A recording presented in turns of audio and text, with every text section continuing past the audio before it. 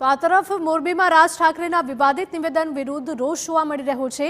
એ division police સ્ટેશનમાં પાટીદાર યુવા સંઘે આવેદનપત્ર આપ્યું હતું।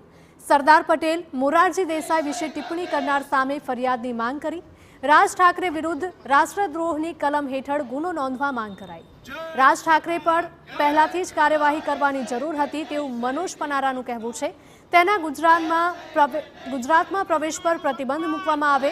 રાજ ઠાકરે માફી ન માંગે તો મોરબી કોર્ટમાં દાવો દાખલ કરાશે। રાષ્ટ્રના નાયકોને બદનામ કરવાનો પ્રયત્ન કરે ત્યારે અમે મોરબીના યુવાનોએ આ રાજ ઠાકરે ઉપર રાજદ્રોહ અને રાષ્ટ્રદ્રોહ જેવી કલમો લાગવામાં આવે। ગુજરાત સરકાર આ કાયદો અને વ્યવસ્થા બગડે નહીં એટલા માટે આ રાજ ઠાકરેને ગુજરાત પ્રવેશ બંધી કરવામાં આવે। સાથે સાથે રાજ ઠાકરે માફી માગે, નહીતર પછી કાનૂની કાર્યવાહી મોરબી એ ડિવિઝન પોલીસ સ્ટેશન કરે એવી અમારી માંગણી છે।